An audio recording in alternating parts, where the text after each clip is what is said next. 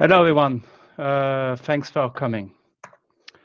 Once upon a time, the company, my bookstore company, built a product to help book retailers manage their bookstores. This product was built on top of a bookstore API.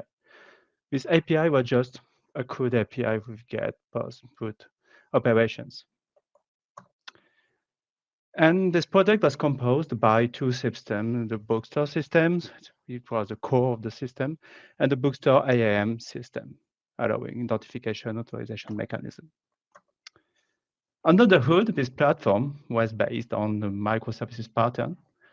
All the APIs went through an API gateway, and there were two main APIs, the bookstore API, ISBN API. I won't talk about the other components because it's not relevant for this presentation. So during the first steps, my bookstore company engineers worked on new features, adding new functionality, new operations, new data fields, based on their first customer requirements. And everything was hunky-dory. After a while, the sales one new customer. And this new customer would like to go beyond the existing feature, adding new major functionalities. After digging into it, these new functionalities implied major breaking changes. So the good point was they had a new function, new functionalities, and they want a new customer. The bad point was that their first customer could not take it into account before 1 year. So how to provide these new functionalities for the new customer at the same time that providing the existing functionalities for the first customer. So after a 1 hour meeting, they found a solution. They say, okay, let's provide two versions of our API. So after this long introduction, let me introduce myself. I'm Alexandre Touret. I'm a software architect at Worldline and also a developer advocate, and you can reach me using these pointers. To cut long story short, Worldline is the leader in payment industry in Europe. Most of the time when you pay online or in stores, you go through our APIs. So now let's go back to our story. After implementing API versioning, we found that there are many impacts, such as how they deliver the code, how they organize their source code. They found also many impacts on security, and they experience that dealing with backward compatibility is really painful. So now let's go back to the first version. Some question to ask to yourself are, first, do you really need it? Do you really need to version your API? How to handle it? How many versions you could handle at the same time? Good question. You have to check that if your platform is compatible with API versioning. For instance, whether your API is based on microservices or your monolith, it won't be the same strategy. You have to check if you have any impacts on your configuration, because from the V1 to the V2, perhaps you move and you added some configuration properties. And last but not least, you have to check if your security authorization policies would be impacted. So now the first question, how many versions could you deal with at once? I strongly recommend to only deal with two versions, the Q1 version and the deprecated one. Maybe for one of your biggest customers, you will have to introduce 1/3 version, but in my opinion, it shouldn't be a standard. So now, what do you version? What should we version? For instance, if we have this application based on a typical MDC with a presentation layer, business layer, and persistence layer, we only version the business layer, And within the business layer, we only version the API contract breaking changes. Because if you change your database, it doesn't worth it applying and upgrading a version. But you have to be aware that if you version, if you add a breaking change on the business layer, most of the time it will impact the underlying layers, such as the persistence of the database. So what is a breaking change? What is a non-breaking change? Breaking change, for instance, when you remove an entire operation. Non-breaking change, just when you add an operation or an optional parameter. You can check this website, from the GitHub website, which explain deeply what is a breaking change and what is non-breaking change. It's really insightful documentation about API versionings. Okay. So let's go back to our story. For instance, a breaking change is when we have to move from one author per book, which was basically a string object, to many authors per books, and the introduction of an author object. This is a breaking change because it breaks the way our customer could reach our API. On the other way around, dealing with non-breaking changes could be applied without any versioning at all. Okay, it's not mandatory. For instance, if we just have to add one field, except, and one operation, it doesn't worth it adding one version for that. So now, how to handle versioning? There are many ways to deal with versioning. The first way is to deal with a URL path. For instance, at the root of your URI, we can introduce a version, v1 here. We can also use the HTTP header. Unfortunately, there's no standardized header for that. You can use, for instance, the XAPI version. You can also deal with API versioning using query parameter. For your information, I put on this slide the content type with the accept header, but it's now disrecommended or avoided because from the RFC 9110, which said basically don't do something stupid with his header, it only use standardized values, don't use the content type. I put it on this slide because you can often see it on the internet, on blog site, on documentation. So now let's go back to our application and how is it handled?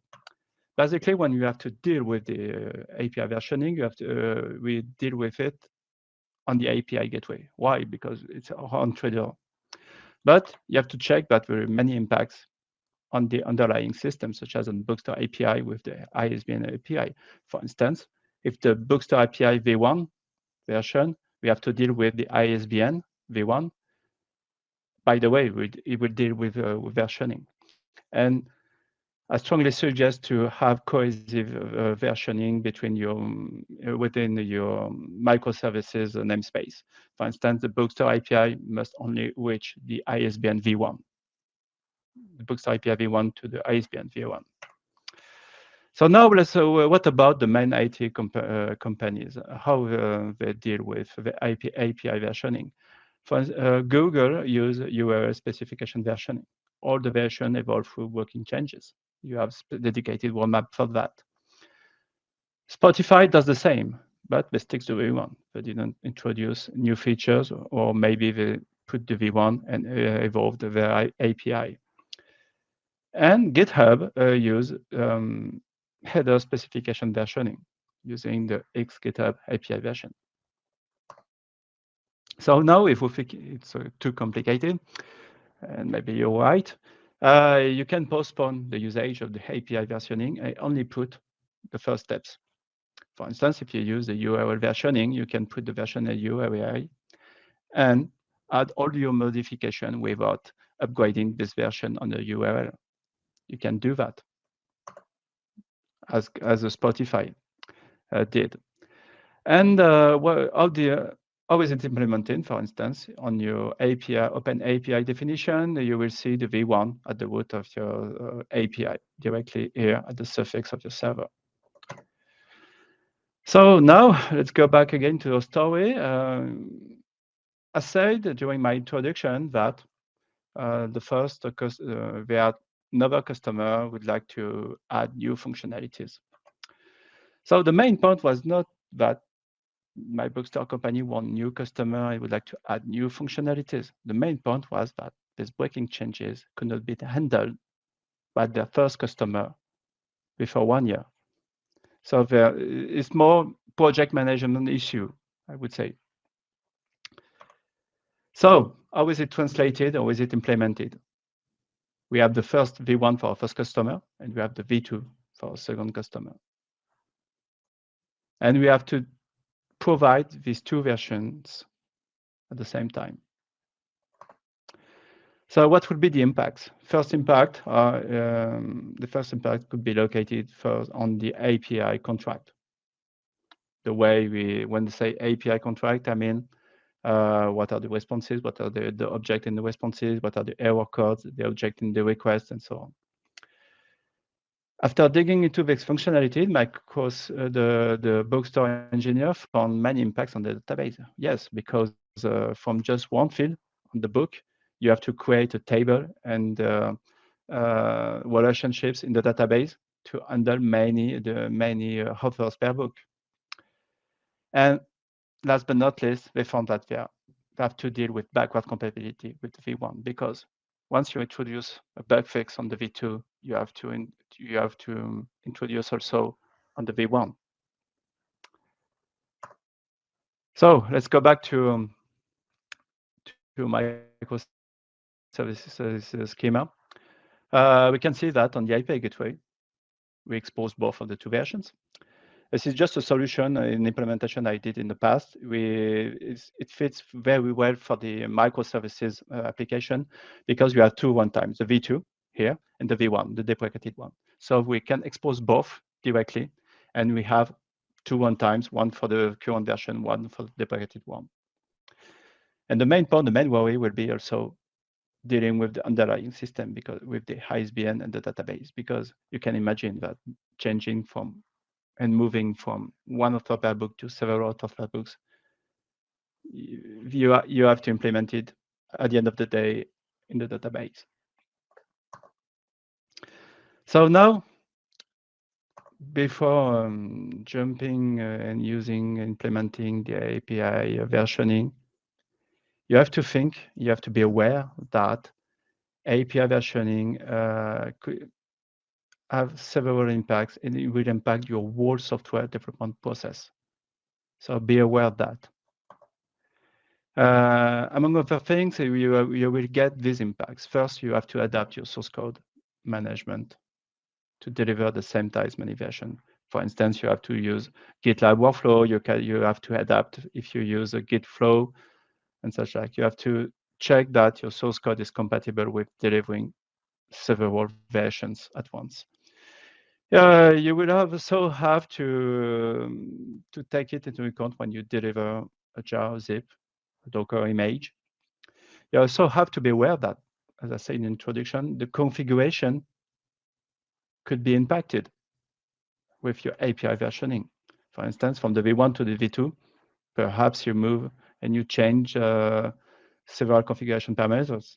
It could be either on the configuration server, dynamic, or static with config map if you use Kubernetes. And last but not least, you have to check that all your scripts and this versioning. For instance, you have to version your database script. So before stating which is the best strategy, maybe as I introduced to runtimes, one for the first version, one for the current version, one for the last version, you have to put in place observability. You have to publish and use dashboards to know who use your API. For that, you can use an API key. Could help you identify your customers. You will first define the best strategy to know how to handle it, how to put it into production. And it will help you anticipate the decommissioning of your deprecated API. Imagine you still work with V1, and this V1 is not used anymore. So, okay, you can remove it on production. So, as I said in one of my last slides, I use this solution having two separate runtimes, one for the current version and one for the deprecated one. And all of these APIs are exposed through the API gateway, and the API gateway is responsible for managing these two versions. You can consider that could be expensive because maybe you will, regarding your context, you will have it will cost twice the price, because if you use only one pod or two pods, maybe it could cost twice. But you have to take it into account. If you put some observability such as dashboard, you will identify that your bookstore, for example, your bookstore API, the deprecated one and the current one, current version, use 2 pods or 4 pods, for instance. And perhaps just splitting at 2 separate runtime will cost the same. 1 pod for the deprecated, 1 pod for the current.